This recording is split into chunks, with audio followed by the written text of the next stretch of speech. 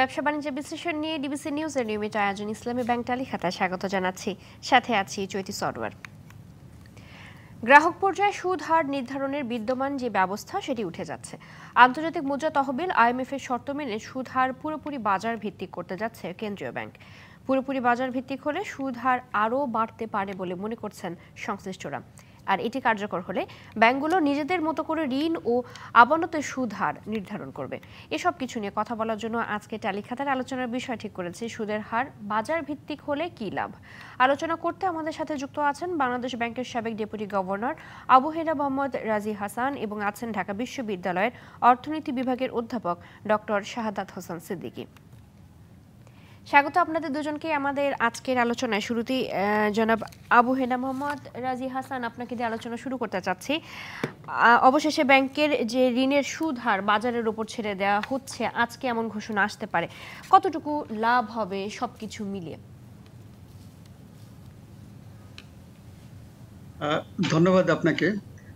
আমরা যদি একটু পিছন ফিরে তাকাই যে এই যে সুদের হার আমরা বাংলাদেশে কিভাবে কোত্থেকে শুরু করেছি, তাহলে আমরা প্রথমে দেখব যে স্বাধীনতার পরবর্তী সময়ে যে বাংলাদেশ ব্যাংক কেন্দ্রীয় ব্যাংক হিসাবে এই যে সুদের হার, আমানতের কিংবা ঋণের সুদের হার পুরোটাই দুটোই ঠিক করে দিত এবং এর মাঝখানে তখন ব্যাংকগুলো এগুলো নিয়ে কাজ করতো। কিন্তু এরপরে যখন 1989 সনে যে তখন বাজার ভিত্তিক একটা সুদ নির্ধারণের একটা বাংলাদেশ ব্যাংক কেন্দ্রীয় ব্যাংক হিসেবে তখন নেয় এবং তখন যেটা করেছে যে একটা রেঞ্জ দিয়ে দেওয়া হয়েছে এবং সেখানে রেঞ্জের মধ্যে কিছুটা ব্যাংকগুলোর স্বাধীনতা ছিল যে সেগুলো নির্ধারণ করার এবং কিছু কিছু ক্ষেত্রে আবার প্রায়োরিটি বেসিসে বিশেষ করে কৃষি এবং বিশেষ করে রপ্তানির ক্ষেত্রে আবার দুটো ফিক্স করেছিল।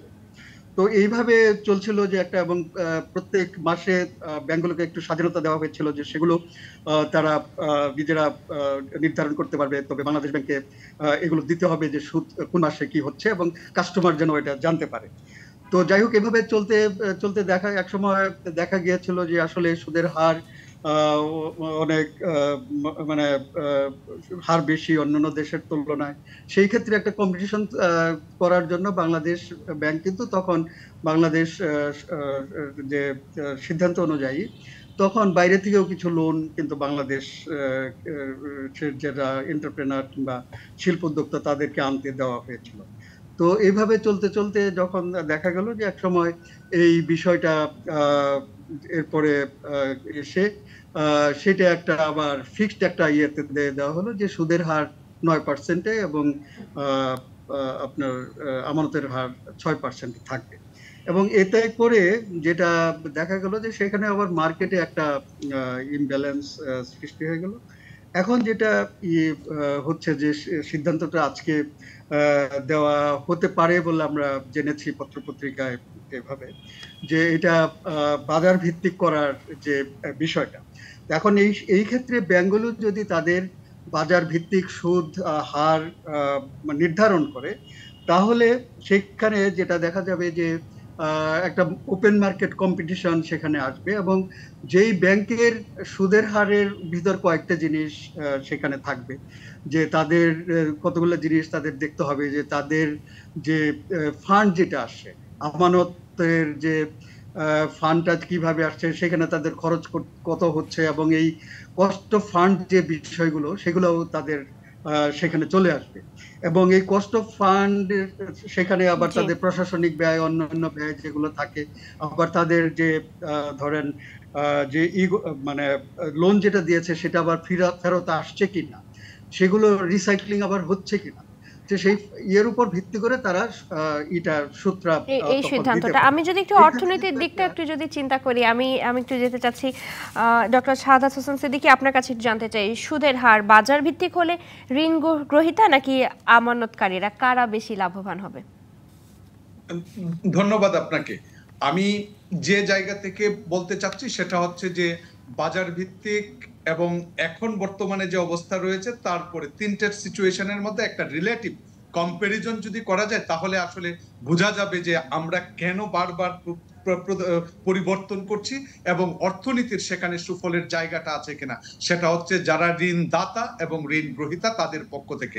আমি প্রথমে যে জায়গাটা থেকে শুরু করতে চাই সেটা হচ্ছে যে একটা দেশের আমরা যখন ইন্টারেস্ট রেটের কথা বলি একটা সমষ্টিক অর্থনীতির ব্যাপার, অতএব সেই সমষ্টিক অর্থনৈতিক ম্যানেজমেন্ট ব্যবস্থাপনাটা আসলে কিভাবে হচ্ছে সেটা কিন্তু আসলে বাজারের মধ্যে বাজার কিভাবে চলছে সেটা যেমন রিফ্লেক্ট করে, একইভাবে সমষ্টিক অর্থনীতি কিভাবে আপনি ম্যানেজ করার যে যন্ত্রগুলা ব্যবহার করছেন সেগুলা কিভাবে আপনার এই বাজারকে প্রভাবিত করবে তার বিষয়টা বিবেচনায় আনা।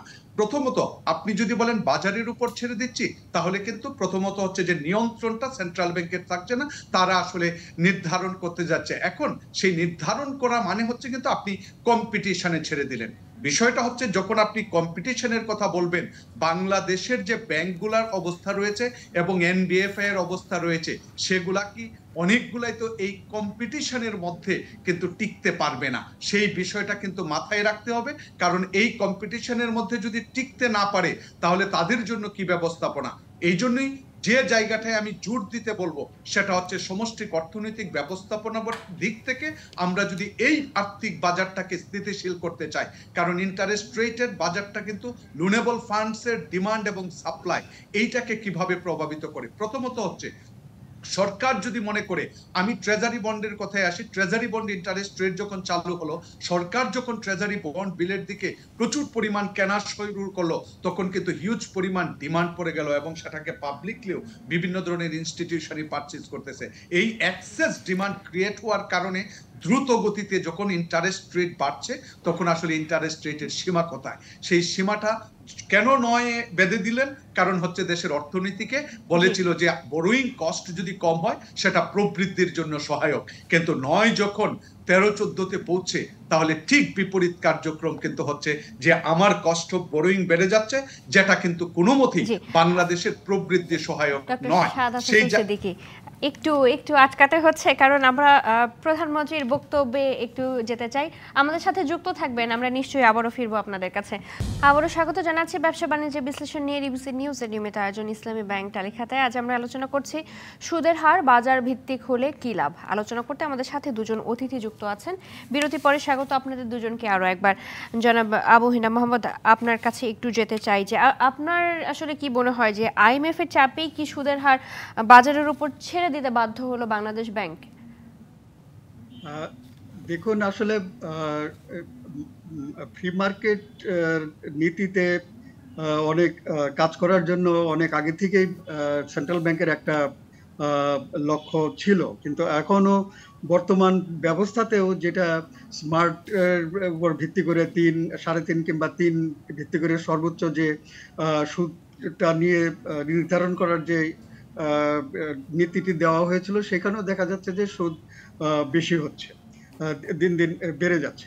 তো এখন এটার হলো যে এখন যদি এটা ব্যাংকের হাতে ছেড়ে দেওয়া হয়, এবং ব্যাংকের জন্য কিছু চ্যালেঞ্জ আছে, আবার যারা এই সুদগুলো নিয়ে ব্যবসা বাণিজ্য কিংবা ধরেন শিল্প কারখানা স্থাপন করবে তাদের জন্য এটা একটা চ্যালেঞ্জ রয়েছে। এখন ব্যাংকগুলোকে আগে দেখতে হবে যে তারা যদি অতিরিক্ত সুদ নির্ধারণ করে, তাহলে যারা ঋণ নিয়ে ব্যবসা কিংবা শিল্প কারখানা স্থাপন করবে কিংবা সেগুলো চালাবে, তারা কিন্তু মার্কেটে তখন মানে তাদের যে মুনাফা কিংবা লাভ যেটা সেটা কমে যাবে, কিংবা তারা এখানে হবে না, কিংবা যাদের ইন্টারেস্ট বেশি থাকবে, সুদের হার বেশি থাকবে, তারা কাস্টমার হারাবে। তো এইভাবে একটা চ্যালেঞ্জ ব্যাংকের দিক থেকে এবং গ্রাহকদের দিক থেকেও তৈরি হচ্ছে। এখন এখানে অতিরিক্ত যাতে আবার সুদের হার না হয়, কিছু জিনিস এখনো দেখার বিষয় যে সেন্ট্রাল ব্যাংক এখন যে ঘোষণায় সর্বোচ্চ সীমা কিংবা এটা আরো কিছু নির্ধারণ করে কিনা একই সাথে সাথে, সেটা একটা দেখার বিষয়। আর ব্যাংকগুলো এটা কিভাবে সাড়া দেয়, কিভাবে তাদেরকে আরো কর্মক্ষম, কারো মানে আরো তাদেরকে দক্ষতার সাথে ব্যাংকগুলো পরিচালনা করতে পারে, সেটাও একটা দেখার এখানে বিষয় রয়েছে। তো কাজেই এই যে আগে যে বিষয়গুলো আমি বলতেছিলাম যে সুদের হার একটা কম্পিটিটিভ পর্যায়ে রাখতে হলে তাদেরকে কিন্তু বেশ কয়েকটি জিনিসের দিকে তাদের নজর দিতে হবে, যাতে করে এগুলো আবার যারা গ্রাহক তারা সেখানে এগুলো অ্যাফোর্ড করতে পারে। কাজেই এই যে চ্যালেঞ্জগুলো গ্রাহকরাও যাতে এগুলো ব্যাংকের দিক ক্ষতিগ্রস্ত থেকেই না আছে। হয়।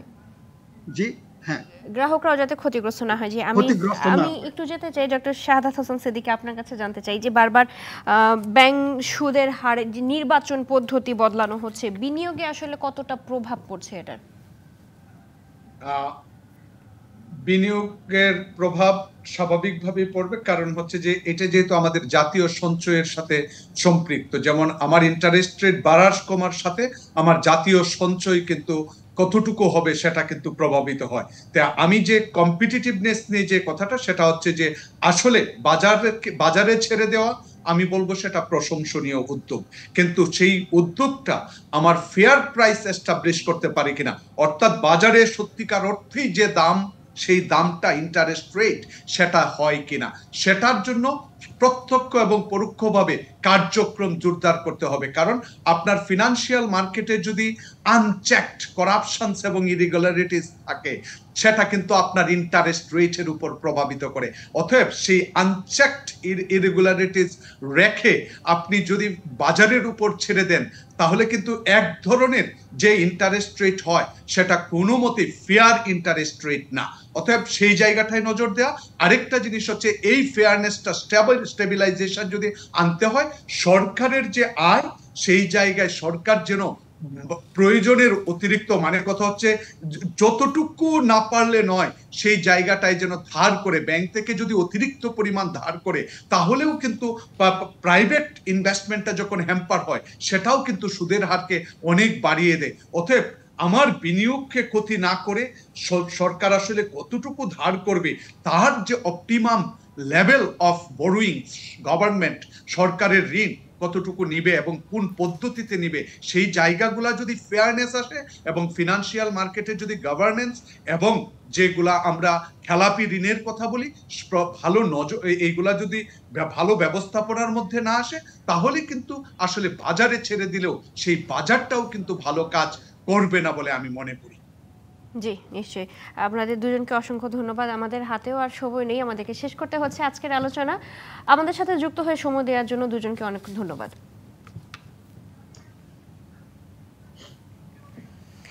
দর্শক, ব্যবসা বাণিজ্য বিশ্লেষণ নিয়ে ডিবিসি নিউজের নিয়মিত আয়োজন ইসলামী ব্যাংক টালিখাতা আজ এ পর্যন্তই। সঙ্গে থাকুন।